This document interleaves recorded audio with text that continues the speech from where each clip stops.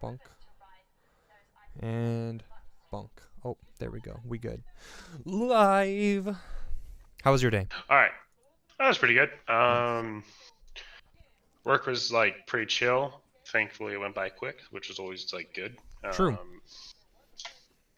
Being a bit of a wanker to some coworkers today, but that's just because I was like, you pissed me off. Were you I like I hate memeing him? kind of. I personally have a thing with like coworkers who are like on the same level as you, who are trying to be like, oh, like I'm gonna like hover around you and kind of like micromanage a little bit, and it's like, bro, you're literally the same position as me. Fuck off. Yeah, I guess that's pretty annoying. Right? It's just I something could I see that. just don't like. Mm-hmm. So the first thing I want to go over tonight is I shared your Facebook post Which one? about how like New Zealand, the dude made that tweet about like New Zealand was feeling blessed because how many places in the world Oh, right now where about yeah, fifty I thousand saw people your can old safely do coworker it. commented on it, and I lolled. Yeah.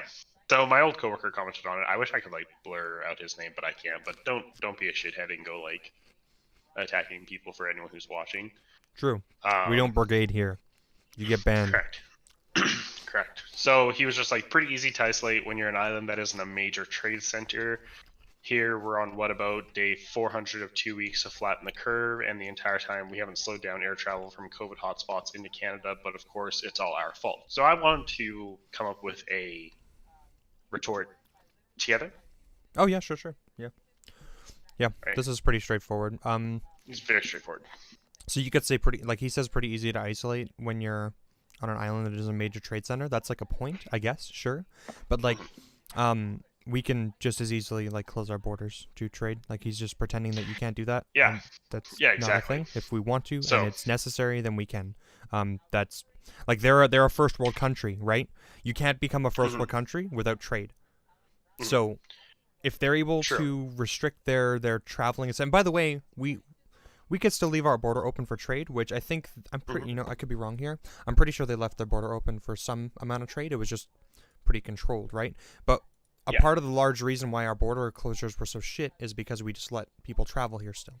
It just Correct. wasn't really that good. So I Um, kind of want to say like be like um, Canada or New Zealand left like its trade routes open. I'm gonna just double check it to make sure. Okay, let's see. This is the immigration thing. I don't know if it's gonna be relevant. Entry to New Zealand from all countries remains strictly controlled to help prevent the spread of COVID-19.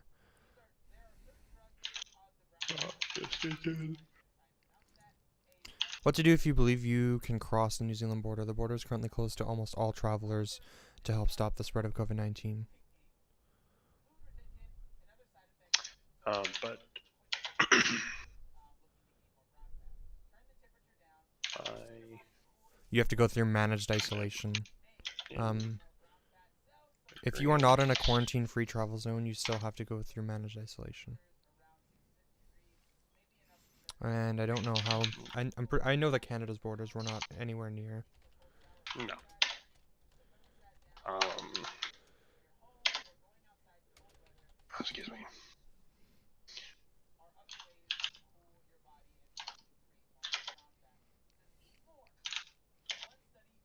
Because even like our MLAs were like leaving and then coming back and stuff, right? Like, True. and I know that Alberta had a huge problem with Americans coming up and then coming into Banff and stuff, but they just didn't really do much about it.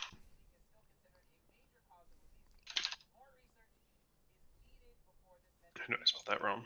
Sorry.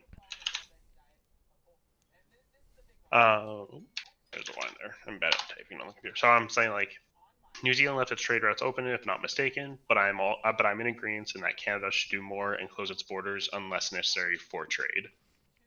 Yeah, that's pretty much Bring it. on, You can keep the borders open for trade because it seems like that's what they bring did. on the harsher lockdowns. Yeah, it's just not a one-to-one. Glad we could agree.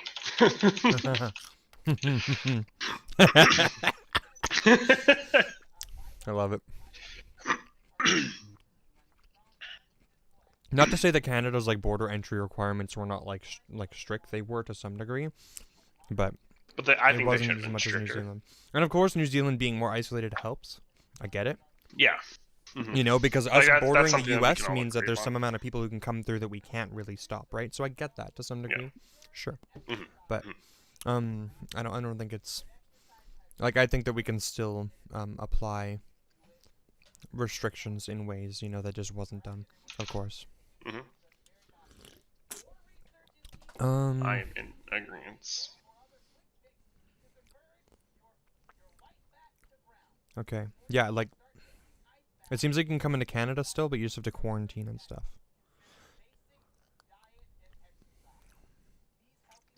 Mm-hmm. So, they'll shit. Yeah. Okay, so Sorry, I didn't read. Let me now read the that rest we, of that real quick here. oh, meh. It's Meh? just Okay, like you got it, Algie. mm, Yeah, I mean that was pretty much the substance of that whole comment, anyway. So, correct. very good.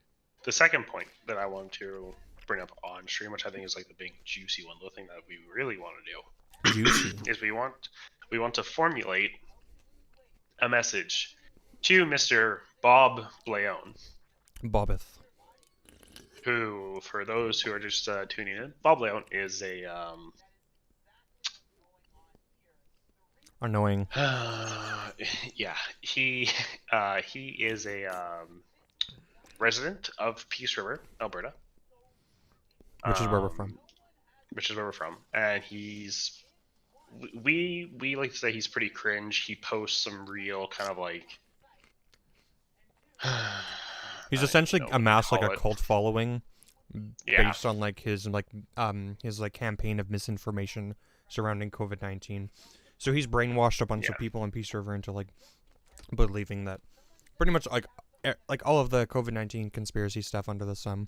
And he primarily does this through method of online what's the word, like I wouldn't say recruitment, but he uses like Facebook and general forums and stuff on Facebook to lay out his arguments in a very like Gish Gallop form. So he will write out like a fucking like an absolute essay. Yeah. So for those who like aren't aware of like what Gish Gallop is essentially like where you just load up a comment like with like a fucking essay kind of like form where it's like it's very hard to like answer. Yeah, he talks so many different, like he attacks whatever he is like approaching from so many angles with so many different points that like that, and he interconnects them all, and it's really really difficult to address it really well. It's really difficult to attack it. You could do it. I've done it a bajillion times with other people, where I will just, if they make a bunch of points, I will go through point by point and I will answer each one, and tell them why it's wrong or whatever. The problem being that on Facebook, when this happens, he'll just like ignore the mass majority of all the stuff that you reply with, and he'll pick out a couple, or like they will pick out, whoever it is, usually they'll pick out a couple of your points that they feel you were maybe a little bit weaker on, and then they'll attack those ones, and then you never get to like pin them down on the fact that they were wrong about like 99% of the other things, or all of it, right? And so it just makes https://t.co/ro1j9vtqld?amp=1. It's okay. It is what it is. I need to make a separate channel for like links. Yeah, there's another one coming through. Okay, here wait 1 second. I'll see if I can make another channel. Create channel. Links. Let's see if that works. Create. Okay, try the links one. See anything? There's a separate channel called links. Oh, here we go. Yeah, I don't know if it might read that one out too. I don't know. Who knows? Oh fuck! I think we're good. We're good. I think we're good. Okay. Okay, I'll send the other one in that one as well. Just so we have both these. So these are both the links that. Oh god, Rebel News. Fuck me. Yeah. yeah, that Mark sent me. That's why I was kind of holding off on sending them for a bit, and we wanted to kind of like die down a bit on like the political stuff. But yeah, since we're jumping back into the politics, I thought what better way than to react to some comments that was on my feed, and then also let's kind of like form an argument for a message that we can send to Bob Leon, given the fact that you said you were able to take pictures of like his links or whatever. Yeah, I actually still have the entire thing still open on my computer. I could share my screen and then we could go through it that way if you want. Yeah, definitely. Whatever you want to do. Do you want to focus on the Bob Leon stuff first, and then if we have time, we'll get to the other stuff? Yeah. Okay, cool. Yep. Okay, cool. Let's do it then. And I just gotta share my screen. Okay, I'll close out of your stream here. Hit stop watching, and then I will. Here we go. Screen. Boom. And we just look at Quentin. Very good. Okay, you should it should be there now on Discord for you to check out. Yep. Cool. Okay, so this is his first comment back. Like I said, I've already gone through some of this, but I'm not sure like how many points you want to really dispute about his here, or if we just want to provide him with some kind of argument or whatever. Because once again, it is really rhetorically effective and much better to like dispute as much as we can live in a conversation with him if he's willing to have it, because having his like on the cuff response to these things is a lot better. But it's up to you, and it just obviously it makes a spectacle of it, which is much better. So yeah, we'll go through this one and I can tell you what I've come up with so far. Okay, how do you how do you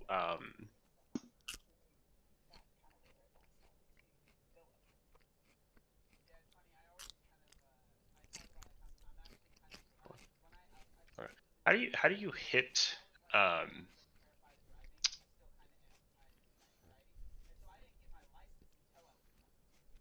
How do you hit? Swing sorry. sorry, I'm trying to find the right word. So I don't message a whole lot on like my PC, or like write a whole lot of stuff out on my PC. But when you hit enter, it sends the message, right? It does, yeah. How do I like break it into like a new paragraph?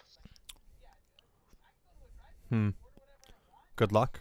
You'd have to copy paste probably. Sometimes the tab button does like the enter function, but not usually. You probably have to like write it in like a note and then like copy and paste it. If you have the Notepad app, supreme. Sorry. Or like a document app or whatever. I'm just gonna use the bathroom real quick though. Actually, I have a sudden urge. BRB. Shift enter. Okay.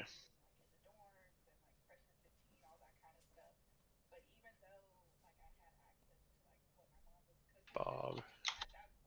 Hell yeah, okay. Okay, we're figuring it out.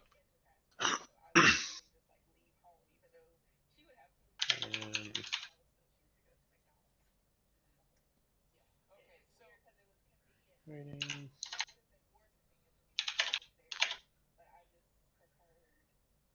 This message.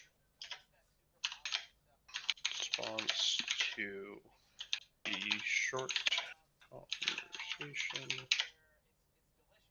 we had on the general forum.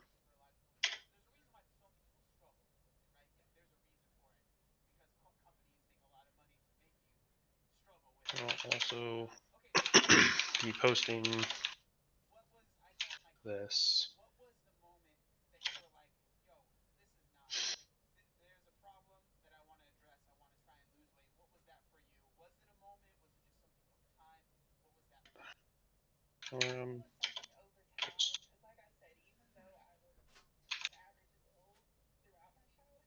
Just letting you know.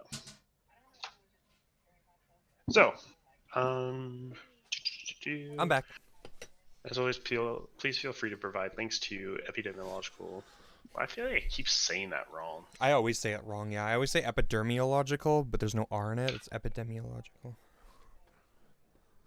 Yeah, I know I'm saying it right. I just feel like I'm saying it wrong. Epidemiological. Epidemiological. Yeah, I don't know how to pronounce that. I say it demi. Epidemiological. I don't know if that's right. No, I say demi too. Like I say epidemiological, but apparently it's epidemiological according to Google. Well, fuck Google. Okay, so feel free to provide links to epidemiological science, data evidence to counter the following science. Thank you. COVID-19 epidemiological science research and data. The Associated Press, in an email to Dr. Roger Hodgson, dear Mr. Hodgson, we want to discredit you. The Associated Press collects news and is rebroadcast by more than 1,300 newspapers and broadcasts around the world. They operate in 99 countries. If media giants such as the Associated Press censor experts like Dr. Roger Hutchinson, what chance does the counter-narrative, the truth of it all, have in getting out to people in the news? Broadcasters are blatant liars and withholders of information. So, one, I also think, I just want to make this very clear. I'm going to say it's safe to say he didn't write this. I think he did write it. I think that you think so? Oh yeah, I think he did. I think that he just copy and paste this shit like over and over and over. Like I've seen a lot of this stuff that he's posted here in other comments that he's made or in other like Facebook posts that he's made. Right. Which makes it I mean, of course that makes it much easier, right? Because he's always posting novels. So right. If you go through the effort. So there he's starting you off with this like this taste of essentially like his prescription, right? Yeah.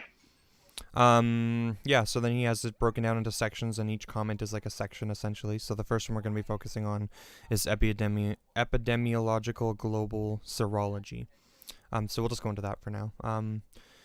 Much of the following science is provided by the epidemiological Einsteins of our time. So here he is what's the word? He's begging the question. What was point one? What was point one? It's epidemiological global serology. Remember, I have to type all this out. Yeah. So here he's begging the question, which means like presuming the correctness, or like validity of something. It's kind of like circular logic almost. So he's begging the question by claiming that the people he's gonna like appeal to are Einsteins of our time, right? Right. All of these world-class, world-leading scientists absolutely condemn lockdowns as well as the overreaction to and then here's the number there, the beautiful number, 99.95% survival rate, virus known as COVID-19. And this right here is going to be, this is going to be, well, obviously it's false, but it's going to be crucial to the entire argument that's being laid forth in this comment that we're reading here. That is the premise, essentially. That's the conclusion of his comment. Known as COVID-19 to the infected. The science is peer-reviewed. Some of it is, I think, but it's inconsequential. And published, supported by over a year's worth of data evidence. So, interestingly enough, he's okay with it if it was like a year's old here. But apparently not with the other studies. Yeah, any other study, not if it's a year old, well, it's a year old, so that's bad. But here, a year's worth is yeah. So PCR testing, fraudulent methodology, is a key driver in the misclassification of deaths, the quarantining of healthy individuals, and driving the unwarranted fear in some people. So we've been over the PCR stuff before. We already know that it's fine, that it's the highest like quality test that you can make right now. Of course, if there was something better, we would use it, but it's the best that we have. We use what we have. It's the best, right? And this is his whole point. Yeah. Who is that? Oh my god, my screen glare is killing me. Oh my god. Why can't I see it? I can't see the name! Who is it? Who is it? Who are you? I literally can't read the screen. Well, whoever that was, yo, my screen is fucking with me. What can I see? Whatever that was. Bro. Yo. I'm so sorry. Okay, so yeah, Professor John, I don't know how to pronounce this guy's last name, so I'm going to say John I for this, because fuck that. At Stanford University is the 87th most cited scientist of all time, so here he's going to fluff up the credentials of these people by talking them up a lot. Arguably the most cited medical specialist of the day, as well as the most respected scientist among his peers. Cool. Like, just... Cool. Never heard this guy's name before now, but sure, let's pretend that he's one of the highest ranked people or whatever, right? I'm sure that he's done good things, and from what I've researched, he has. But pretending that all of the, like, putting all these scientists on a pedestal, which is something that Bob is very, like, it's a very common tactic of him. It's only meant to deceive people into thinking that what he's saying has, like, any shred of, like, validity. As well as the most respected scientist among his peers, John I was exactly right when he sounded the alarm in April 2020. Neil Ferguson's science was very wrong. I'm not sure who Neil Ferguson is, but we could look it up maybe real quick. Neil Ferguson is an epidemiologist. Neil Morris Ferguson, MedSci, is a British epidemiologist and professor of mathematical biology who specialized in the patterns of spread of infectious disease in humans and animals. Okay. So he probably just helped with COVID. Yeah. What's the word? He probably helped with figuring out like COVID trajectories and stuff, I'm sure, right? So something from BBC News, it says that he quit his government role after undermining lockdowns. Who did? Neil Ferguson. Oh, okay. He undermined lockdowns? Yeah, so here, I'll quickly just click on the BBC article. That's interesting. Because Professor Ferguson, whose advice to the Prime Minister led to the UK lockdown, said he regretted undermining the message on social distancing.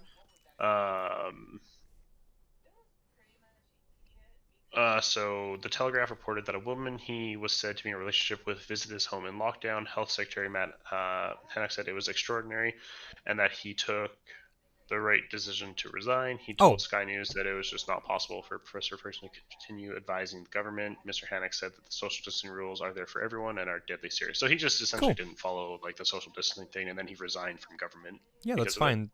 That's exactly what most of our MLAs should have done when they fucked off to Hawaii, but correct. But we live in Alberta, so fun times. Unfortunately. Okay, cool. It was the correct move. It was the correct move. That definitely seems like the correct move. So, yeah, I guess the Neil Ferguson thing seems fairly important, inconsequential. Do we hear this from governments, politicians, or mainstream media? No. So the classic fucking, like, no one's paying attention to me, boo-hoo shit, the classic, which is not true. If you look up all these people's names, and you can find all the fucking articles. They're just ignoring them. They're just not the ones reading them. Like, yeah. Cool. Stop being a baby. John I's profile, and I've read through this before. He seems to be an actual epidemiologist, but most of his focus seems to be on, or what he's most noted for, seems to be for constantly pointing out, like, to other scientists when their science is bad. So he seems to have some kind of reputation, in like telling people, hey, like, you're doing this incorrectly, kind of thing, right? And like trying. That seems to be like what he really enjoys focusing on, is looking at science and then being like, this is bad science, kind of thing. I don't know why. He just seems to be obsessed with that for some fucking reason. So, but it's good. Like, I mean, it's good, right? But just so you know, to lay the groundwork for what he's known for. Okay, so epidemiological global serology antibody research, blood samples, global epidemiological science of COVID-19 research conducted by John I, peer-reviewed and published, cited by the World Health Organization on October 14th. So this is cited by the World Health Organization, but once again, and do we hear this from governments, politicians, mainstream? No. So he's literally like just contradicting himself like immediately, like a dumb fuck. Right. Okay. So I guess point one is that it's doctor. It's doctor, right? Fuck. Who knows? Professor. Oh, professor. So yeah, that was it. Prof. John I. Work was cited by the WHO on October 14th.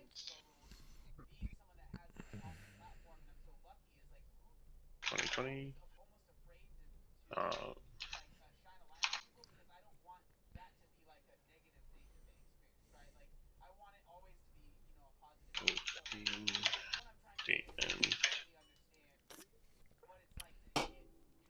Statement, which says, and I quote,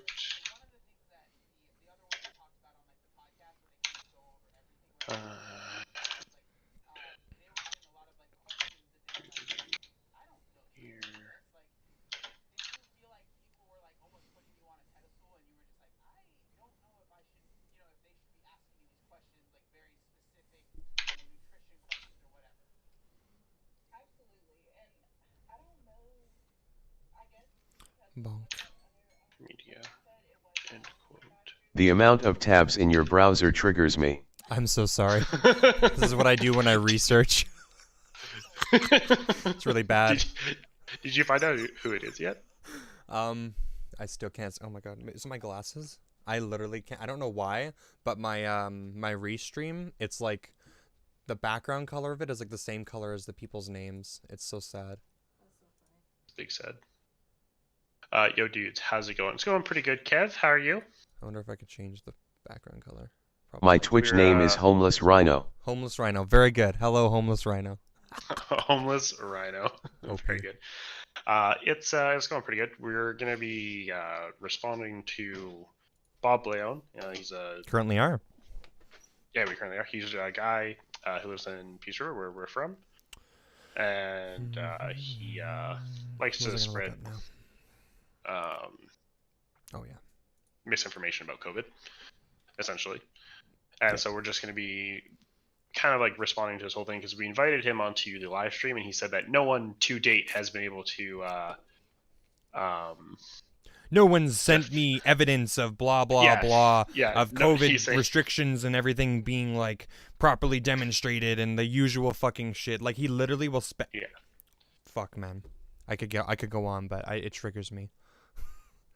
Yeah, so we're doing just exactly that, and we're going to be sending a message directly to him, and then I'm also going to be copy and pasting this message onto the general forum in Peace River, which is where we're from, because I have a feeling that he might just kind of not respond to it. Which is fair. Yeah. I mean, he doesn't have to. He's well within his rights to not respond to it. He has no obligation to do so.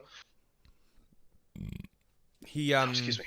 All he does is whine and complain about he's one of the people who whines and complains about nobody openly debating this stuff though. So if he doesn't want to come on and talk to us about it, then he's a fucking coward. Yo, want to hear a cool psalm? Sure, Dainty Fidget. Why not? If he doesn't respond to it, then just goes to show that he's a coward. And then also, are links banned? No, links aren't banned. If it is something that's, obviously I'm not going to play it on stream because I'm going to get copyright struck if I do.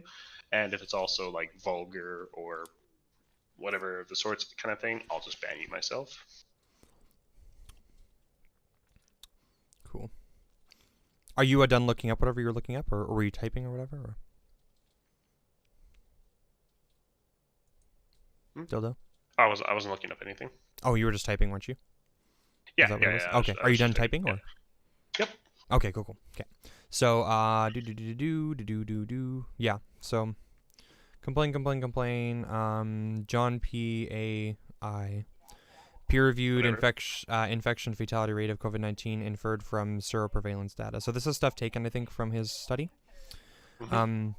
SARS-CoV-2, COVID-19, 0.05% for those under 70 years of age. I believe this is the death rate, or the how do they refer to this? The fatality rate, I believe. Mm-hmm. 0.05% for those under 70 years of age. This might be correct. I tend to read these studies, and even his study, when I was reading it, seemed mostly fine. Like, their conclusions and stuff weren't like as much like prescriptions. It was mostly like, so a lot of times with studies, what they'll do is they'll give you the data and then they'll give you a prescription. They'll give you a conclusion, which is their prescription, like what they think you should do with it, right? A lot of the studies that we've gotten about lockdowns and stuff will have those scientists who did the studies prescribe that we should do lockdowns if we want to do this, if we want to prevent harm in this way or whatever, right? The prescriptions from this were mostly just that, like, oh, the data seems to be a little wrong kind of thing, but he didn't really give much for a prescription from it. He didn't really say that like we shouldn't do lockdowns or anything, really, not that I could tell. So, so anyways, yeah, 0.005, that's fine for those under 70 years of age. The problem is that Bob Leon copies and pastes this one part, and then so he's implying here, essentially, like what you get from this is that he's implying that old people dying from COVID is fine. Right. Because if people under 70 of years or age or whatever are not getting it, then like why should we care? That's pretty much it. But we've been over this already before. It's in my ultimate research document. 31.2% of deaths are under the average age of death still. So like the 70 Let me open up the research doc because I have it saved in my links. Yeah, it's in the deaths section. I'm looking at it right now. Deaths. Death by age Canada.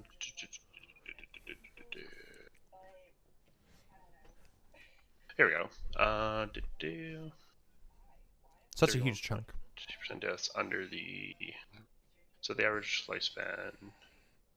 Canadians, blah blah blah. I'm literally just gonna copy and paste that in there. Yep. Cool. I don't feel like we need to write it all out, and it pretty much like strictly just like goes against the like the point that he was making. So it's like, oh, it's just like people 70 or under, right? And it's like, okay, well, it's like this is the average lifespan, and then it's like from. Well, he didn't talk about lifespan, but he's implying it here, which is why I bring it up. Yeah, he's implying because it why would you talk about that? 70. Otherwise, right? He's trying to send a message. There's something that he's trying to say. Haven't paid enough in lives for him to wear a mask. Yeah, apparently not. Hey, hey, Derm. Like, yeah, big rip. Unfortunately. And then there's a there was this little comment here. Revised versions received September 13th. And then so science was updated in April 2020 to reflect a change in the overall infection fatality rate of 0.13%. So this is the number right here. This is a very, very important number. This is what they conclude essentially, that overall, the infection the infection fatality rate is 0.13%. So we're not gonna listen. Probably not, just because like I said, I haven't listened to that song off of stream. So I don't know what's said in it. And like I said, if it's anything like vulgar or anything like that, I don't. You probably wouldn't be able to listen to songs on stream anyways, right? Because you'll get copy strike. Yeah, yeah, and I already said about the copyright strike reason before, so. And on subject. Yeah, so the 0.13% thing here is crucial. This is pretty much what it all amounts to, because the whole point of his study was to determine like how deadly COVID actually was, kind of thing, like how much is COVID spreading. And so they determined in the study from their small sample size, well, it wasn't super small, but I think it was like 3,000 people or whatever. They determined from their sample size that it seemed like there was like more spreading of COVID than like everyone else assumes. And so what they did was they took that and then they applied it on like a grand scale, and essentially like they come up with this number of like 0.13% of people who get COVID essentially die from it, because they're assuming that more people are getting COVID than what we currently think. So that makes the death rate actually way lower, essentially. That's what they've concluded. So I'm just gonna say, so from a small sample size of 3,000, John's study. You could you don't even need. I wouldn't put the word small sample size, because it implies that the study might be flawed because it's small, which is incorrect. It's actually flawed for other reasons. Right. Okay. So from sample study, John was able to determine. John, I guess you could just say determines. Yeah, I don't even know. Like, I'm just essentially talking. Like, I'm just explaining what the science is here, right? But I'm not really explaining the problem with it yet. Oh, okay. Well, the problem is that I still need to write this, right? Okay, like, you want to write this? Okay, I can't just be like, oh, like this is the problem, because if I just go, Bob, this is the problem, Bob's gonna be like, oh, but you didn't, talk about like the main issue. Like this is just like one part of the problem, right? So it's like, so I'm like leading up to saying like from the sample study, John was able to determine that of the people who got COVID. Yep. COVID-19, 0.13% seem to be fatal, right? Essentially, how do I word it? It's not exactly, because they didn't bring people in and then see how many died and then like get a math from that. Right. What they did was they were essentially just like testing to see how many people like had or have COVID in like a sample size. And as long as your sample size is what's the word, representative of the population, which means it's done properly, then it would the math would be good, right? The math would line up. The problem is that the sample size, or the sample that he collected, was not representative of the population because of so John's sample wasn't a accurate representation of the population. Yeah, of the population. Population. Hence, his fatality rate of 0.13%. I would say not the fatality rate specifically, but I would say hence the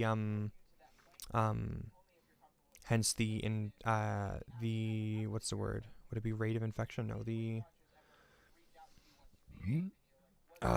the percent of infection, I guess, or the percent of infected people. Fuck, I don't know how to word this thing because this is not something that it's not like one of my main points against it, you know. Right. Essentially, it's like the amount of people. I don't know how to word this in like in a short and concise way. It's just like the amount of people that are infected with COVID, essentially, out of the population, is probably like vastly overestimated because it's just not representative of or because it's not a proper representation of the population. Okay, so John's sample was an accurate representation of the population because. And it's specifically because the recruitment methods, what's the word? The recruitment methods were what's the word?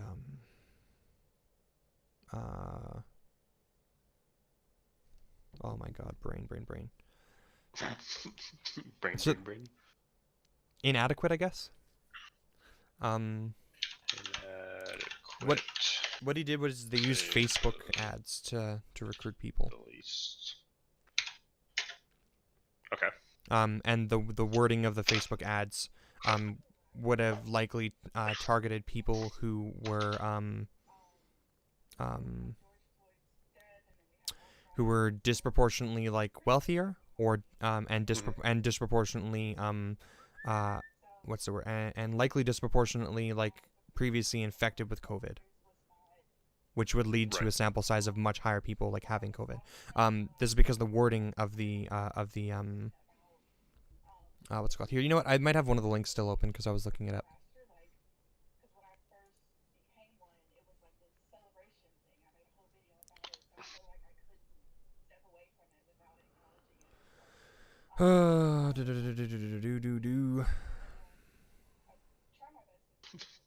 Okay, yeah. Targeted versus general demographic, yeah. So the message they sent out to people trying to get people to come in to get tested, because that's how they were doing their tests or whatever, right? They were like testing people essentially. That's part of their study. It had the claim that in the messaging that they sent out to try and get people to come in, there was a claim that said the study and the testing would help to determine if these people could return to work without fear, meaning that these people that they like likely got to respond to it were probably people who thought they had COVID at one point and wanted to like double check to get like to be able to go back to work and stuff.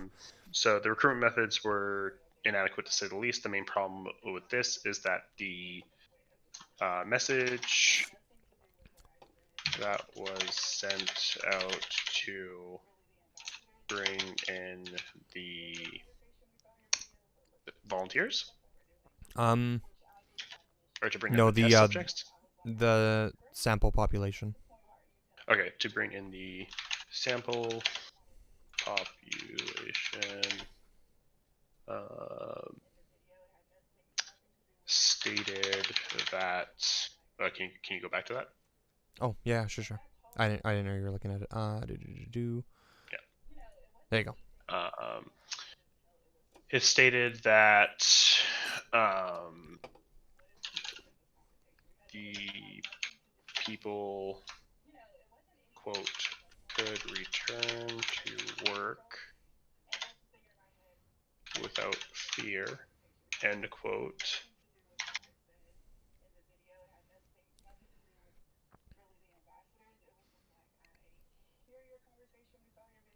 And then that's an issue. Yeah, it's an issue specifically, and can I switch tabs now real quick here? Because I just need to figure out the wording. So that's an issue because there's a specific word for this when you're doing studies. Fuck. What did I look up before here? I need to go into my history. Hopefully there's no pornography.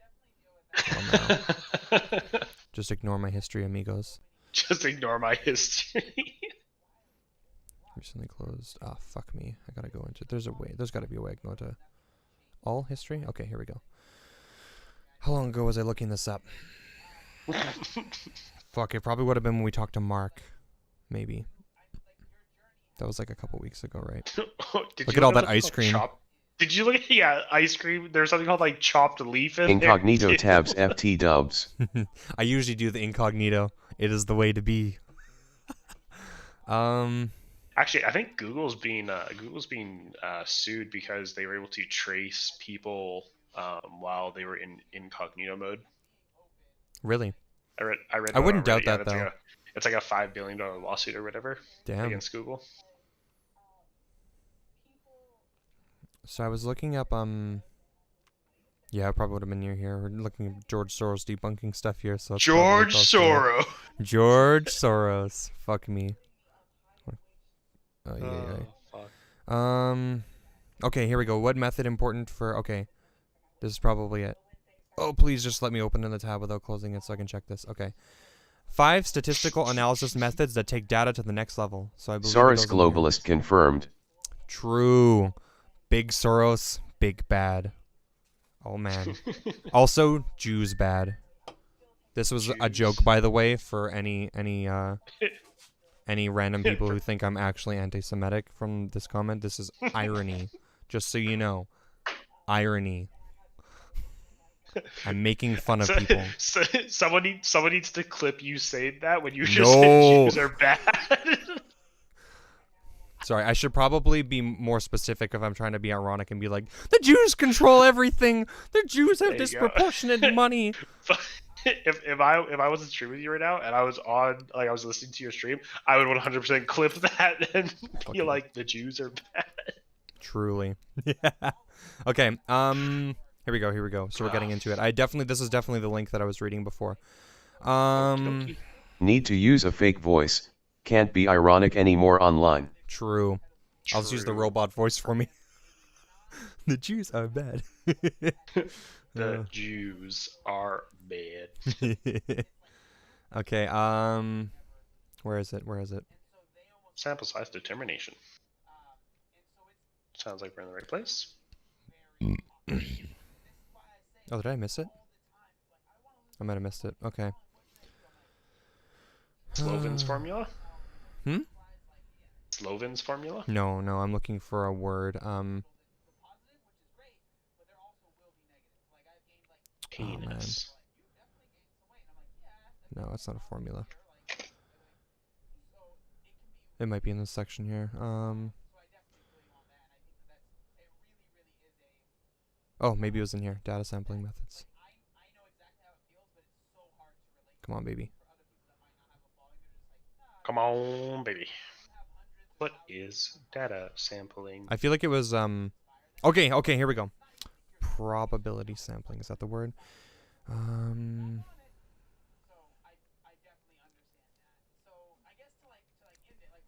Simple random sampling.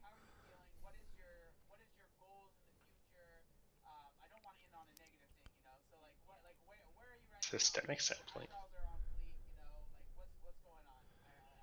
That's not it. Okay, I think this is it, probably. Non-probability sampling. The data sampling methods in the non-probability category have elements that don't have an equal chance of being selected to be included in the sample, meaning they don't rely on randomization. These techniques rely on the ability of the data scientist, data analyst, or whoever is doing the selecting to choose the elements for a sample. Because of this, these methods run the risk of ending up with a non-representational sample, which is a group that doesn't truly represent the sample. When you're doing studies for the general population or the broad population to see how many people are getting a virus, you need a representative sample. You just do. Like, otherwise, the math is fucking useless, right? So what he's providing us with is likely non-probability sampling. I think it's convenience sampling specifically. The convenience sampling, sometimes called accidental or available sampling. The data is collected from an easily accessible and available group. Essentially, individuals are selected based on their availability and willingness. Furthermore, this is an issue because it doesn't give a good it doesn't give a good represent. So I would say, yeah, you could just use the broad term. Sorry, for which term we're going to use, just use the broad term of non-probability sampling, because that just seems to fit the description of what they've done here, essentially. Okay, non-probability sampling. Okay. Yeah, it seems like the study is engaged in non-probability sampling, essentially. Okay, so I'm saying specifically, Center of the Brain in the same population stated that the people could return to work without fear. That's an issue because of non-probability sampling. Yeah, because it likely creates non-probability sampling. Because it likely creates non-probability sampling. Okay, cool. Cool. And he can look that word up if Big Boy needs help. So, yeah, that's pretty much that point. Let's see, go back to this. Cool. I think we're at this the 0.13% thing still, hey? Yeah. Okay, cool. Yeah, so getting into that, that's the whole point thing. They've essentially come up with that from their math, is that... Non-probability sampling is not necessarily a bad thing. Not necessarily a bad thing, no, but it's less likely to be like a representation of the population, which is like the main problem with it. I think that was even stated in the article that like it's not necessarily a bad thing. It just all it means is that the population might not be a representation. You can always control for things and make it be.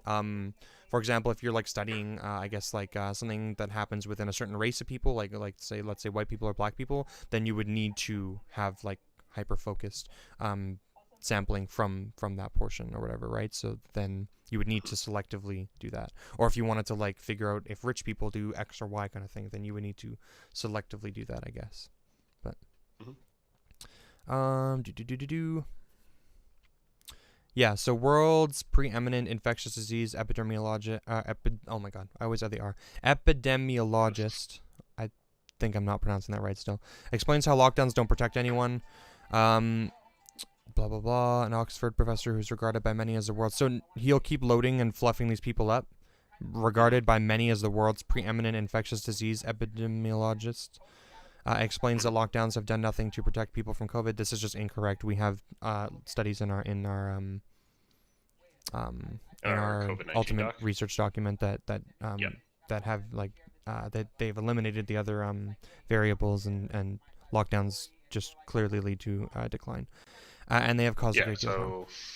So I'm never gonna I disagree with the point that like they cause harm. Lockdowns clearly cause harm, but I don't just decide to not have a lockdown because of that. You can mitigate the harm. Bob likes to present this like false dichotomy where you either like have a lockdown and have harms. Epidemiologist. Epidemiologist. Thank. Epidemiologist. I got it. Okay, cool. Yeah, so he likes to present this like false dichotomy where you can either like have lockdowns and then have harms, or have no lockdowns and therefore no lockdown harms. Where in reality you don't have to do things in this black and white way. You can have lockdowns and then mitigate the harms with legislation, like sending so we had in Canada, we had the CERB checks, right, to help people. Of course, none of these things were completely enough. Things still fell short, I agree, but that just means that you just need to implement legislation better, right? Like figure out where you're falling short and address it. Because the other option is just letting COVID run rampant. So this is just bad. And then he has some, I'm guessing this has some links here to stuff we could go through, I guess. World's preeminent infectious disease I'm going to keep mispronouncing epidemiologist. Okay, we're good. Explains how lockdowns don't protect anyone. Okay, let's see what they shout outs to the guy on the call that I can't see. True. Ayo. That's the 13Army. He's the big peepee. Yep. You can find me on Twitch at The13Army and also on Facebook. Hell yeah. Follow him up. Dr. Sunetra Gupta, an Oxford professor who's regarded by many as the world's preeminent infectious disease. Okay, so they're fluffing her here too. Explains that lockdowns have done nothing to protect people from COVID and that they have caused a great deal of harm. Do government health authorities really have the best interest in their hearts? Blah, blah, blah. Okay, cool. Wait, is this talk about being censored too? What? Oh God, is this just a? This is just a cringe website, isn't it? Probably. Okay, it's quite odd how so many of the world's leading scientists have collectively opposed lockdown measures and presented data in the form of published peer-reviewed scientific literature showing that they are completely ineffective for stopping the spread of COVID and will kill more people than COVID. Okay, so... Okay, hold on. So I'm starting a bigger army, the 13Army, same price, more army per freedom dollar. Amazing. Look at that value. Look at that value. Look at that value. It's free real estate. So Sunetra Gupta, she's an Indian-born British infectious disease epidemiologist. Look and at us go. She's a professor of theoretical epidemiology at the Department of Zoology, University of Oxford. Yeah, that makes sense. Zoology is usually pretty linked yeah. to epidemiological studies. So those are like her qualifications. Okay. Scientists explain the catastrophic impact of COVID for societal lockdowns. It's the same website. Okay, it is. Cool. So I thought this was going to link to a study. Does not. Are you there? Yeah, I'm just trying to see if I can find the study because I don't want to read all this shit. I just want to read the study. Oh my God, this is so fucking annoying. She was going against lockdowns, right? Yeah. Okay, so this is just... Are they just citing John's stuff again? Because I've already read his thing, so that's not proving anything. Oh my God.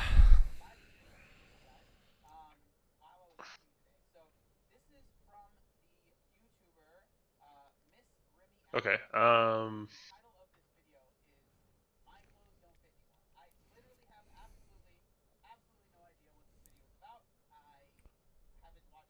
Censorship.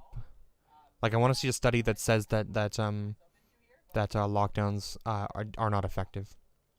Okay, look up the Great Barrington Declaration. What the fuck is that?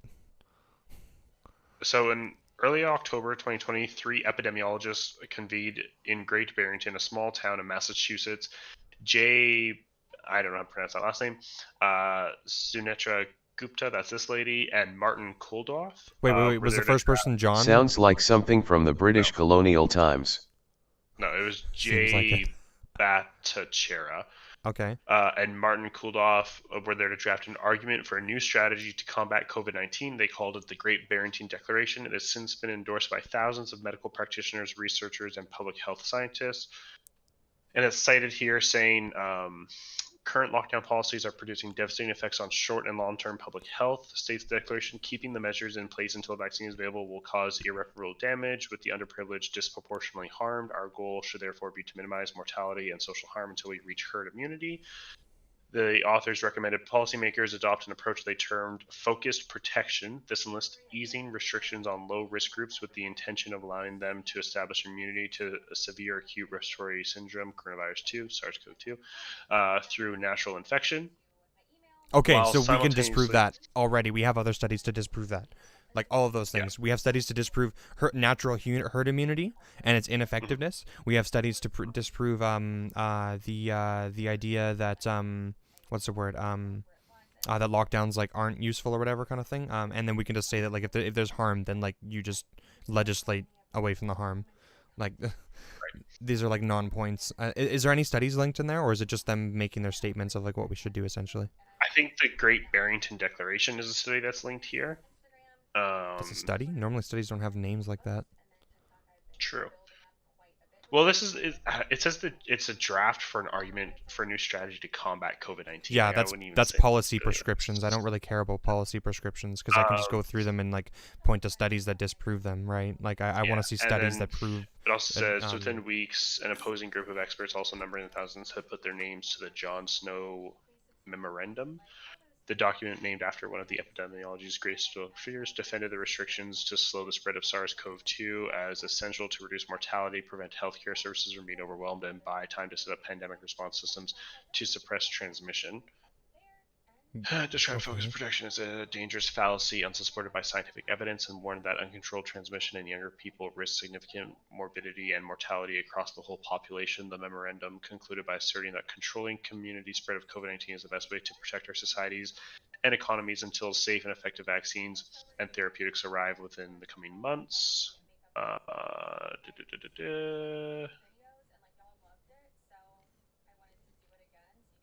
Dude, Bob Leone is unironically like linking us to opinion news articles to like prove his points instead of studies. This is insane. True. Here, I'm gonna link you what I found. I'm gonna post it in the Discord. There you go. Current data. Okay, current data concerning lockdown effects. Okay, let's start with the statement by this, who's openly cautioned the global lockdown measures resulting in killing more people than COVID itself. Recent Lancet study reported the government's strategy to deal with COVID, such as lockdowns, physical distancing, and school closures, are worsening child malnutrition. Okay, so cool. These are all negative things from it. I don't care about that. I care about if they work or not. Oh my god. What is the actual study level report evidence in terms of lockdowns? We present 31 high-quality sources of evidence below for consideration that run the gamut of technical reports to scientific manuscripts, including several peer-reviewed, but which have been submitted. Okay, well, we set a table with this for the evidence. Questions of merits of lockdowns and shows that lockdowns have been abject failure, do not work to prevent viral spread, and in fact cause great harm. Okay. Is this a study? Please be a study. Okay, conclusion. Where is it? Data. Results. Before turning into the empirical results, we first note that the pre-intervention infection rates did not differ between municipalities going into lockdown. Those did not. Figure 1 provides a first impression of the development in the municipalities that would become lockdown versus those that did not. Although the profiles are not identical, a set of simple balance tests provide no reason to believe that the lockdown municipalities were different from those not locked down. In the former group, 15 per 1,000 inhabitants tested positive per day, while 0.14 did not. So the latter group, in the 7 days before the lockdown was announced, the following 7 days during which the lockdown most likely could not visibly affect case numbers due to median incubation period, the responding numbers were 11 and 11. In the spring, the former group experienced a total of 0.69 positive tests per 1,000 inhabitants, while the latter saw 0.82. As such, we find no statistically significant differences. kind of there, Nathan. Are you familiar with Bob Leone on the Peace River General Forum? Because if you are, time scales for the intervention strongly supports treating the lockdown as an actual causing natural. Me and Novus always, more so me rather than Novus, but we like to shit disturb on the general forum just when people are spreading misinformation, which Bob Leone does a lot. True. And so pretty much I invited him onto our live stream because I think that's the best way to have a discussion about this stuff, rather than via text and like messages on like the general forum. But he was saying that no one to date has presented him with any reasonable argument to justify lockdowns and masks and whatnot. And so we're going over the links and the stuff that he said in his essay that he put in this common thread, and we're writing back to it. We're going to send it to him personally, and then I'm also going to post it right on the general forum and tag him in it. Because I'm a shit disturber.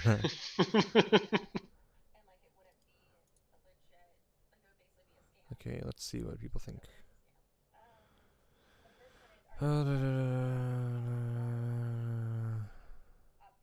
Many such model concludes that MPIs reduce the rates of new infections and thus deaths. Problem is that counterfactual scenarios are purely hypothetical.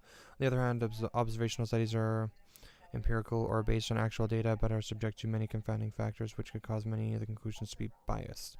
Again, many countries need to be included rather than the many comparison countries, including small groups of countries, blah blah blah blah.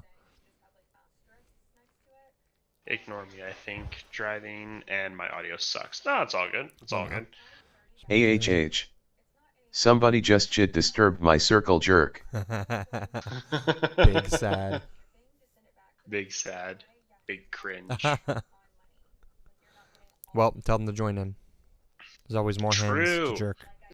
Make sure you have a cracker too. It's always easier to go down with the cracker. Oh.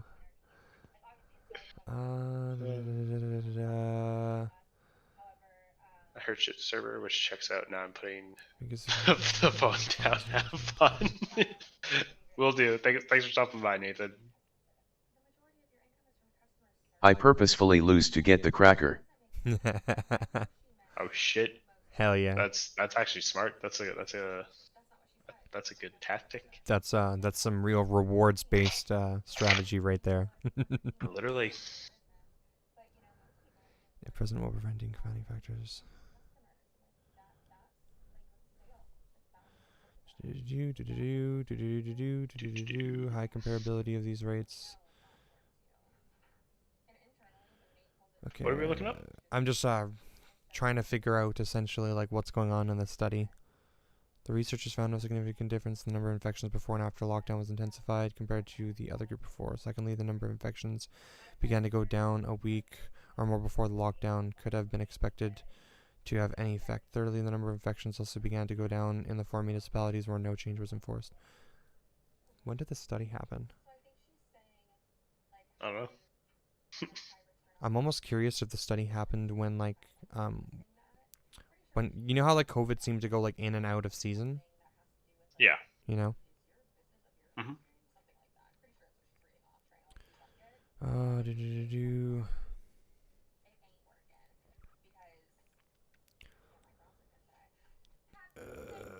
Implications study thus demonstrates the full lockdown appears to have no. COVID was better in season 1.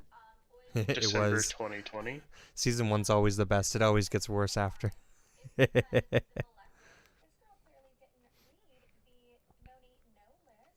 I'm excited for the season finale of season 3 though. It'll be great. They've really been building up a pretty good climax here, you know. Right. Gains on number of infections. What did cause the reduction in cases and not the lockdown? The researchers Bro, testing. Roy Johnson is gonna get fucked in season 4, I know it. Hell yeah. We're gonna get a fucking what's it called? We're gonna get a porno.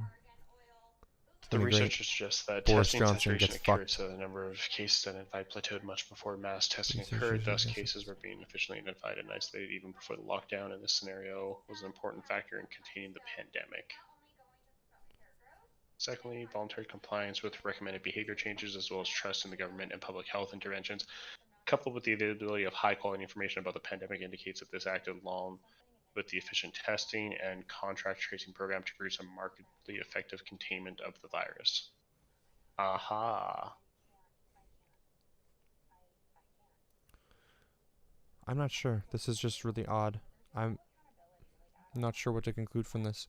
So maybe there's like maybe there is mixed answers about lockdowns. Like some studies conclude that they're clearly working and some don't. I don't know then. I don't think that anyone could make the assertion that like lockdowns have like no effect at all. That seems like a very, very weird thing to like die a weird hill to die on, you know? There's no way that lockdowns have 0% effect on the spread of COVID-19. Well, especially it's like if you look at like New Zealand, right, where it's like yeah, exactly, yeah. Literally like what more of a case study do you need or want, I should say, like I don't know. I don't know. Abstract is still. Lock our 1984 for these people. Lock our 1984 for these people. I don't know what the stars say. I'm confused. But true. Lock. Oh no, it's blurring out your word, big sad. Wait, spell it out. And with spaces. Oh, I don't letter by letter. Yeah, then I know what it's. It's probably. Oh, I wonder if it's my restream. What's it called?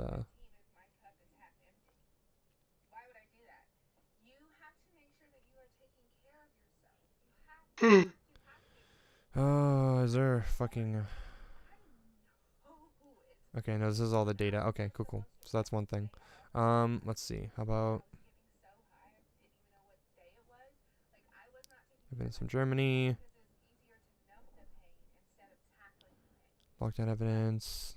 Western European evidence. Okay, so it seems like they have lots of studies that say, I don't know, like we could go through these, but I don't know how much time do we want to spend on going through each and every study. From the first one, it seems so far that like they have studies that conclude that lockdowns didn't do anything for some reason, and we could be charitable to that. Sure, some studies probably concluded that lockdowns didn't do anything. I don't know why, but we could just end there, I guess. I don't know. With that point, I can be reasonable with that at least. Let's see. Cool. And then this is that doctor links. Professor J, world leading epidemiologist.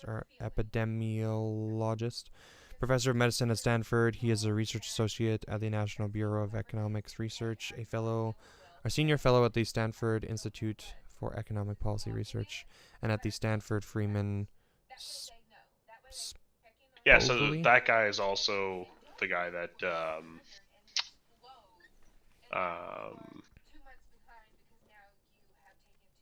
wrote that the Great Barrington Declaration. Oh, okay, he's one of those people. Okay, he's one of those people. Yeah, give me 1 second. I'm just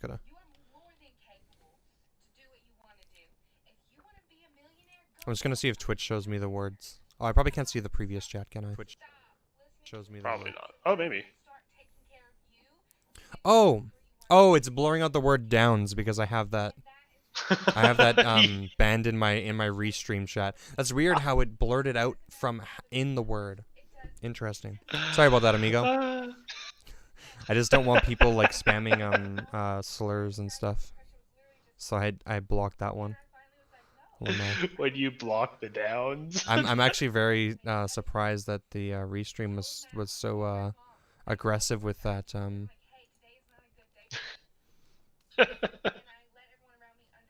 Intriguing.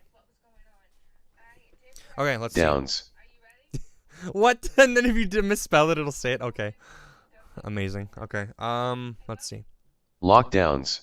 Okay, got it. Thank. Let's see. Research has been published in economics, statistics, legal, medical, public health, and health policy journals. Okay, cool. So, talking about their credentials. Assessing mandatory stay-at-home and business closure effects on the spread of COVID-19. Cool. Is this... Okay. That's his profile. That might be... Maybe this one. The most restrictive non-pharmaceutical interventions, NPIs, for controlling the spread of COVID-19 are mandatory stay-at-home and business closures. Given the consequences of these policies, it's important to assess their effects. We evaluate the effects on epidemic case growth for more restrictive NPIs above and beyond those of less restrictive. And was this also John that was on this one? Okay, John was on this one as well.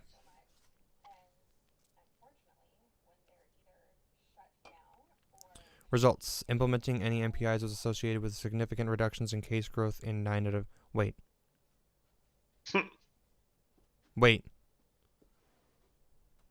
Wait, doesn't this just prove our point?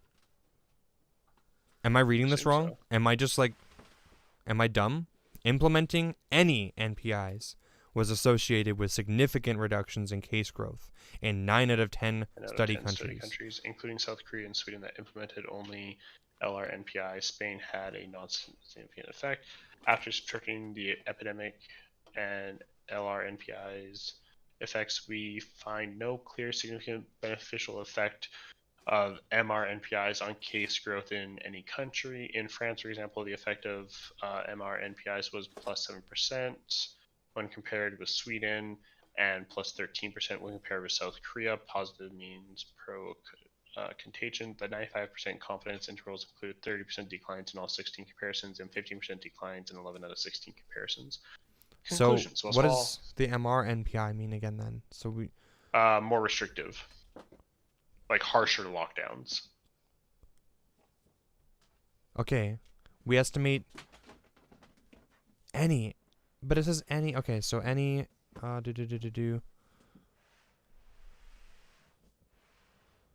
The most restrictive. Given the consequences of these policies. Okay. We evaluate the effects of case growth on more restrictive and... Okay, gotcha. Okay. Conclusions, while small benefits cannot be excluded, we do not find significant benefits on case growth of more restrictive NPIs. Similar reductions in case growth may be achievable with less restrictive interventions. Okay, cool. I don't, like, completely, like, disagree with this either. Like, I don't think that what they're, like, saying is necessarily, like, completely wrong, right? Like, the only thing that I've ever usually argued is that lockdowns are effective.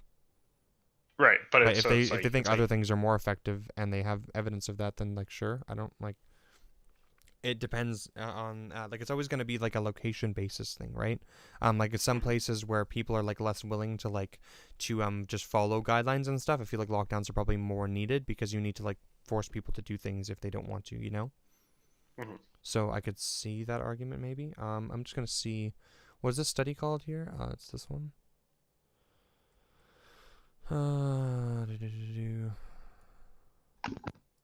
When was this posted? This was... Oh, this is new. Yeah. January 5th. January 5th. Interesting. Okay. Let's see. I'm curious if anyone else has said anything about it. I don't know.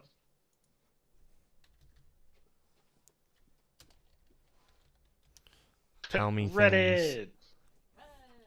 Reddit. Dude, we love Reddit. Reddit, True. Very good. Please no porn on Reddit. Oh wait, it would blur it anyways. Sure. This paper is very open to wild misinterpretation to their choice of countries and their blindness to relevant variables. This is a problem that I thought might have happened too, is that if people have selection bias, or they only talk about countries that fit their bill, you know? Lockdowns don't help. Yeah, is mostly what I'm seeing, and it seems like they've designed the study specifically to spur those kinds of faulty interpretations again through their choices. However, the statement similar reductions in case growth may be achievable with less restrictive interventions is a reasonable conclusion, and that's exactly what I was thinking when I read that. That seems reasonable. They're just saying, like, they're making like a prescription that's pretty reasonable in general. They're just saying, you could probably get things that might be, you know, just as good or better from something like from another method, kind of thing, right? That seems fine to me. Korea and also Japan. The problem is that, like, Bob Leone uses this to then he uses this to back his prescription, which is like that lockdowns are bad and like negative.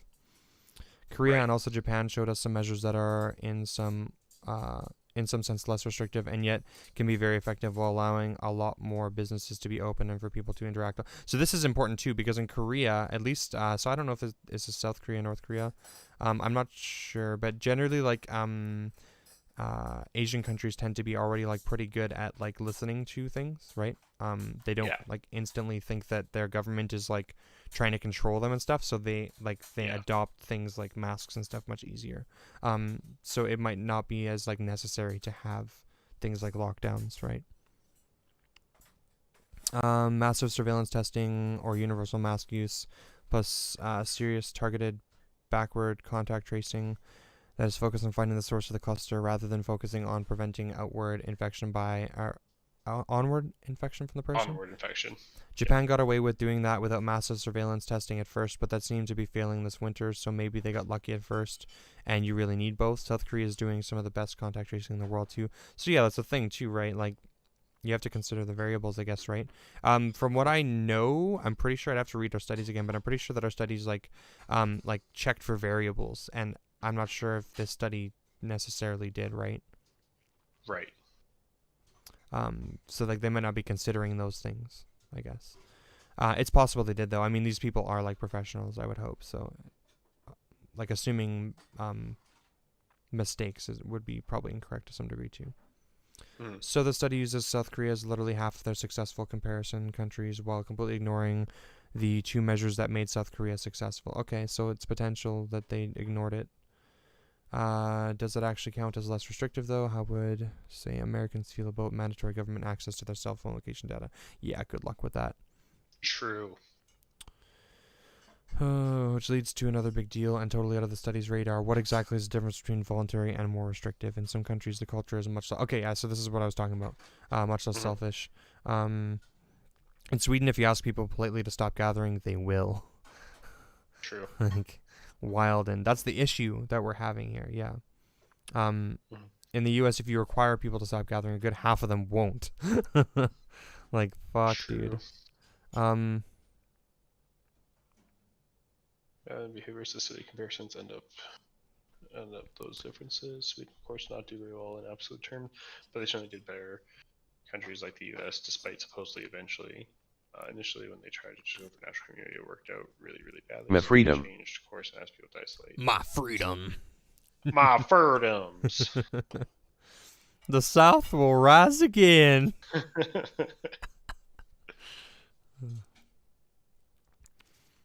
Similar reductions in case growth may be achievable with less strict interventions and a massive surveillance testing and backward contact tracing in countries that actually consider such things to be less restrictive. Okay, so that's pretty funny. That's a really good point. So, like, you could just add on to the sentence. Similar reductions in case growth may be achievable with less restrictive interventions, including mass surveillance testing and backward contact tracing in countries that actually consider such things to be less restrictive. Like, that's a pretty funny response. Do you want to send me that link? You want to send me that link? Like the Reddit link here? Yeah. Sure. Links. You want the link? Also the link to the study. Sure.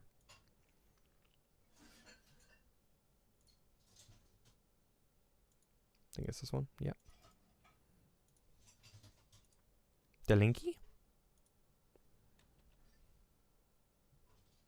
So I guess what I want to say here is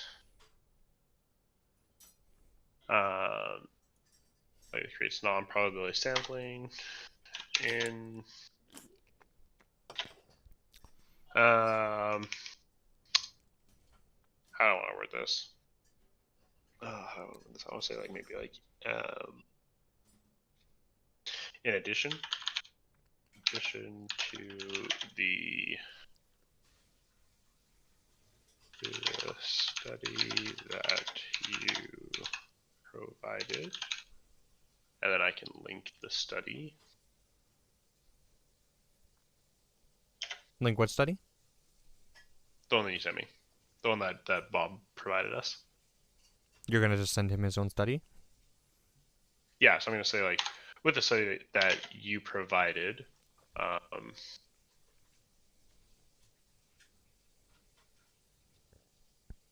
we...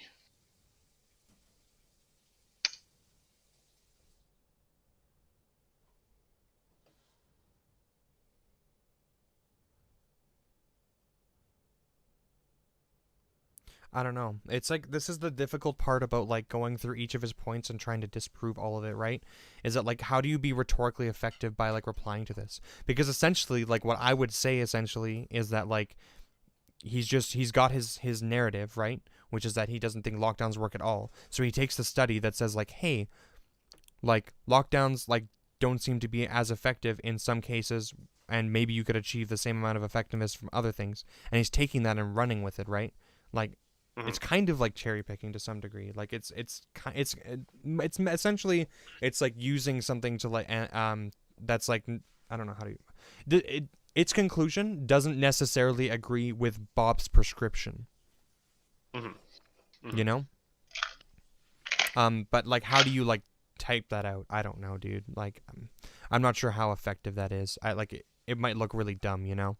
It's just not a really good point to like nail on, you know. Yeah, so essentially, like, what I'm saying is, like, in addition to the study that you provided, linked to the study, we believe that, like, yes, similar reductions in case growth may be achievable with less restrictive interventions, with massive surveillance testing and backward contact tracing in countries that actually consider such things to be less restrictive, and would actually comply with other measures such as wearing masks and not gathering indoors with strangers beyond what's necessary, and tell contact tracers that the truth. Or tell contact tracers the truth. In the U.S., lots of people actively lie to deceive contact tracers because they've been convinced it's a leftist plot. Working backwards from a conclusion. Yeah, that's what Bob does. True. Yeah, it's very annoying. Yeah, you could copy paste. I don't know, like I don't know how like strong this point really is. Like it's funny to me, but I don't know. Like if you're gonna like publicly post this, it doesn't really seem like that strong of a point that I care about. Like for that study thing, I would be fine with just being like, cool, this study says things that I agree with, but none of the things that this study says are what you're saying, really. Like, I don't think that this study really supports like your extreme positions. Which I would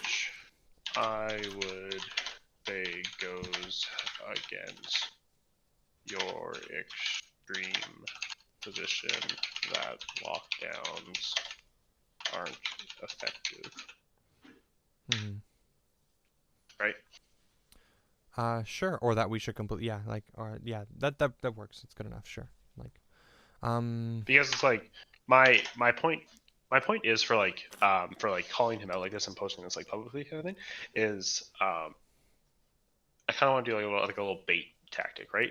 Like sure. I want to like put this so it's like, oh, like it might seem weak kind of thing, and he'll be like, oh, like I can go on here and easily defend my stance, right?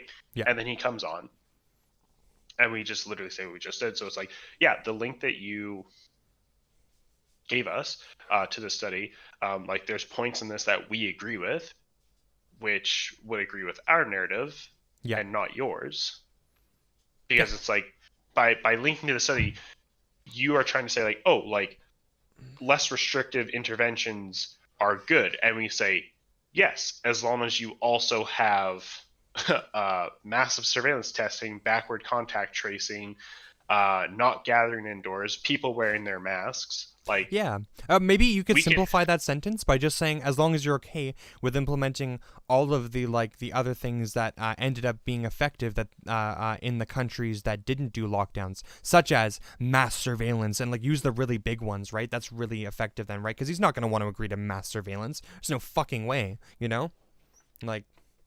That's why I want to get it when he's when he comes on, because it's going to be much hard. It's going to be much harder for him to agree with that. Yeah. Live. Yeah, for sure. Because the moment he does, because at some point he's going to have to, right? Because we've given him his carrot of saying, yes, we believe that less restrictive interventions can be successful, or reductions in case growth may be achievable with less restrictive interventions, as long as you have mass surveillance testing, backward contact tracing. Oh yeah, exactly. This is the struggle, is that most of the stuff we want to have a conversation with him on, right? Like it's like I don't know how much like we want to like actually like nail him down on this stuff like in a text message or whatever. Fuck me. No, that's why I just want like kind of like brief little points. Things about it. Okay. Like, I don't want to go like stupid deep. If you want to, for the whole lockdown point, you could just say that there's like lots of studies that also say lockdowns work, and so like if anything, the problem with that is like the moment that because that's what he's asking for though, right? He won't come on unless you give him studies. That was the problem, right? Yeah, he wants right? So that's what he wants. I'm saying the one time that I did link a study, he was like, your study is outdated. Like this is back from like August of like 20. Which study did you link him, by the way? Do you remember what topic you were talking about? No, I don't. It was from the research doc. Yeah, I'm just trying to. I would like to know which one that is so that I could find a new updated study. And logical consistency is for people who care about being correct. Therefore, you lose to this type of person by default. True. That's why we just make him look like a fucking idiot. It's not about being correct in this case. It's just about they said logical consistency is for people who care about being correct. Therefore, you lose to this type of person by default, which is true. True. But what we do is we have all of our logical consistency and all of our data, and then we just ridicule them because it's funny, and because this person influences people, and therefore ridiculing this person publicly would be probably somewhat effective at like even if what's the word? Generally talking to them would be like a net negative. I think if you ridicule them enough, yes, it would be good. You are doing the good work. We're trying.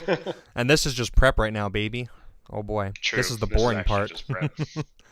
And I want to go about this in a different sense of like not how when we talked to Mark. When we talked to Mark, I wanted to be. I didn't want to like bait Mark into like straw man him into like taking a weak argument. Well, with right? Mark, it was all about trying to figure out what his actual arguments were, and then doing like what Destiny's talked about before, where you match energy. I think that was really important with that conversation with Mark. And he kept cool for the most part. For most of it, we kept cool. I think that was good. It was about, and like Mark paints lefties as crazy people, so coming on and being reasonable and having just like really good arguments and stuff, and keeping calm and stuff, and that's really effective for us. Yeah, I think that's just generally what we want to do. But with somebody now, with I don't know Mark well enough to know if he's bad faith. That's the problem. With Bob, I have all the evidence in the world that he's bad faith. I feel like whatever goes down, Destiny will still get owned in that debate. Love meow. If only.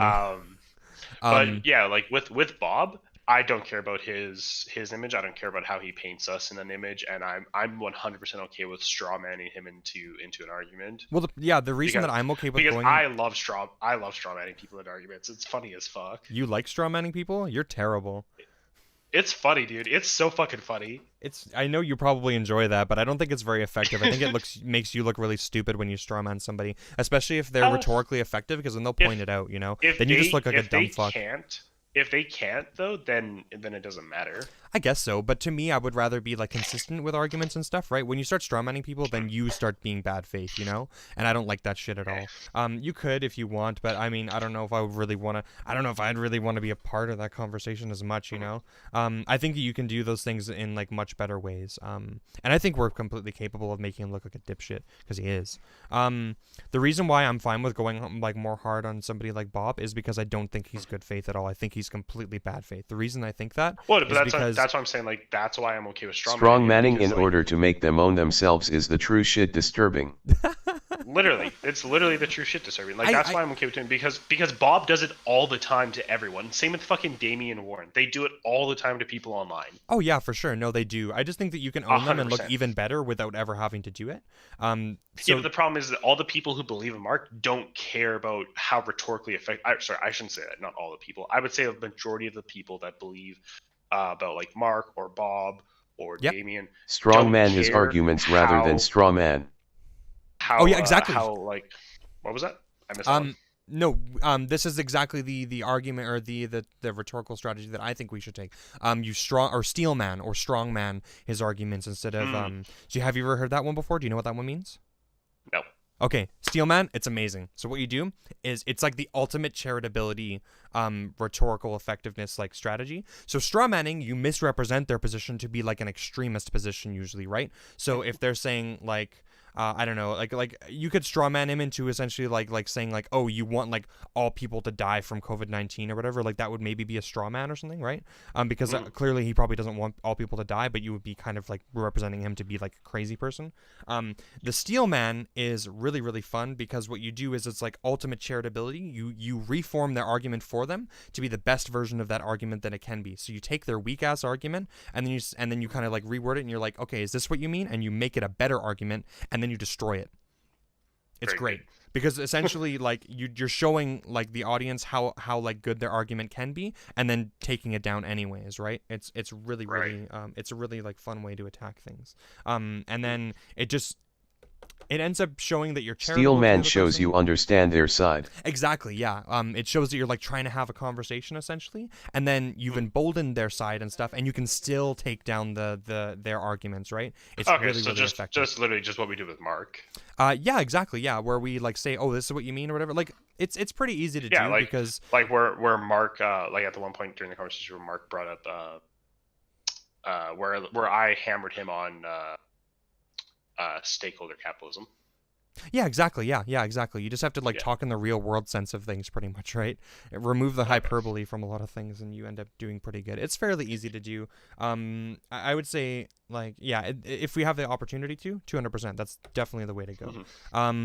So anyways, the reason why I think Bob is bad faith is because specifically he comes on and he writes up this huge fucking paragraph or whatever and he links like 20 studies proving his side, and then he has the audacity to say, I haven't seen any evidence proving the other side at all. I have a whole fucking research document. It's literally all he does is claim that like his side gets suppressed and the media like only shows the other side, but then he claims that he can't find any of this evidence. This is extremely bad faith. He's lying out of his fucking ass. If he spent all this energy like finding selection bias, finding all his studies or whatever to prove his side, and he doesn't spend like any time looking up these other studies and just goes online and whines about how he can't find them, he's just lying. He's just straight lying, and that's bad faith. Weasley little liar, dude. Exactly! A Weasley little liar. You get it. It's amazing. Yeah, fucking Weasley little liar. So I have no fucking problem coming out of the gates, like, fairly strong. It's difficult, though, right? Like, I have no problem like holding him down to his positions compared to like Mark, where we're trying to have a casual like civil conversation. But maybe coming out of the gate strong would probably still be a bad idea. I've seen quite a few debates with Vosh and stuff where he starts pretty strong and it kind of makes you look bad sometimes too. So you do want to work your way up to it. Essentially, you want to assume the audience has no idea why you think this person's bad faith and like build into it essentially. So, but yeah. Anyways, that's my whole spiel. Okay. But Vosh bad though. Vosh bad. True. Vosh bad. So I sent you the WordPad doc that I started. I put it in the links section of Discord. Oh, okay. Gotcha. Just because I actually have to wrap up a bit early tonight. Okay, sure. Yeah, no worries. Are you gonna pop off, or are you just stopping your stream? Yeah, I'm gonna pop off. I gotta help Jeannie with some stuff. Yeah, no worries. No worries, my dude. I guess we could probably just continue another day, essentially. Yeah, we could do it tomorrow, or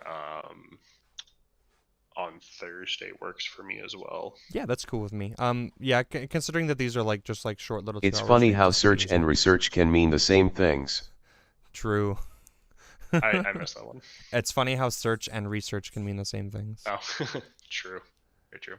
But that's gonna be it for me, everyone. Thanks everyone who stopped by today's stream. It was a bit of a more like political stream. I feel like we kind of got a lot done, but kind of like not at the same time. We haven't even gotten to the first point, but we can zoom through this next time. We can just hyperfocus it. It's fine. Yeah, I feel like it's hard to do, as we're like both trying to like type out and also research stuff in a short time period of 2 hours. This one was only an hour and a half, but that's 13Army is coming. That's right, my twin brother. GG dudes. The 13Army. GG. Yeah, but I had some pre-existing plans that I had set a timer on, which I was like, hopefully I was thinking that we were gonna get through before the hour and a half, but that's fine. I also didn't let anyone know when I first started. That's gonna be it for me. Everyone, check out the Twitch bio. You'll find links to my all of my socials. Feel free to give me a follow. Always super appreciated. And let us know in the comments, and message me about any opinions that you guys have. It's always super good to have that discussion. But yeah, we'll probably pick this up again 6 p.m. Mountain Standard Time on either Wednesday, which is tomorrow, or Thursday. Hell yeah. That's pretty much it for me. Very good. I'll catch you all next time. Bye. All right. Yeah, just another like quick point here too. Someone brought up the fact that like the studies, like the New Zealand stuff that I have, New Zealand was an example of somebody who did like a full lockdown, whereas like a lot of the other places that they have did like half-ass lockdowns, just like Canada. Our lockdowns, in my opinion, were like half-assed as fuck. They weren't even lockdowns, in my opinion, but a lot of people would consider them to be lockdowns. So maybe the problem too is with the study is that like they're just like comparing like half-assed lockdown countries to like non-lockdown countries, in which case of course it doesn't seem like much. Right. So maybe that's why that's why the studies for like places like New Zealand end up coming up with like, hey, lockdowns work kind of thing. Maybe that's why, because they're actually lockdowns, So right. Another point maybe, but we can add that later. Sure. Yeah, so cool. I guess yeah, you're hopping off now, hey? Yes, sir. Cool. I guess I'll end the stream too then. And we'll continue tomorrow for another little bit. I'll try and do a little bit of research while I'm at work so that we can. Have you ever met somebody who calls themselves a people person? What happens when two people who call themselves a people person get into the same room? Do we call them people? I feel I feel like my brain got fucked by that sentence. I think you would call them people, or maybe people's people. I feel like one of them should be plural for some reason. I don't know why.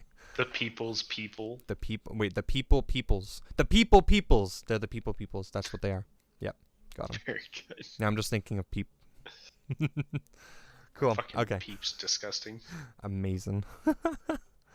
Okay, cool. Yeah, so I'll try and research a little bit more when I'm at work and stuff. I tend to just do that anyways. And I would say same, points, so. but I don't have the I don't have the pictures of the stuff, and the thread was deleted. So That's true. I do have all the pictures on my phone. Oh my god, I had to take so many screenshots. Fucking kill me in a video game. Oh my god. very bad. Not good. Yeah. So yeah, cool. I will continue a little bit more here. I think we were almost to the first point actually. Oh, nice. So that's pretty easy. I didn't even get to my point on that, but I'll finish that next time. And then a lot of this is stuff we've already debunked before, so this should be fairly quick. We can probably just talk about it fairly quickly. So yeah, sweet. We'll try and zoom through it. Yeah. So anyone was it Homeless Rhino? Homeless Rhino. Thanks for popping in the stream today. It was very fun talking to you. I hope you enjoyed, and we'll be streaming tomorrow, I guess, probably same time, like 6 Mountain 6 time p.m. Mountain Standard. until 8. It's like technically, I don't know where you live or what the time zone is for you, but it's like 7:40 p.m. here right now. So, yeah, we'll be streaming around the same time anyway. So cool. And yeah, that'll be it. Thanks. Bye. Bye.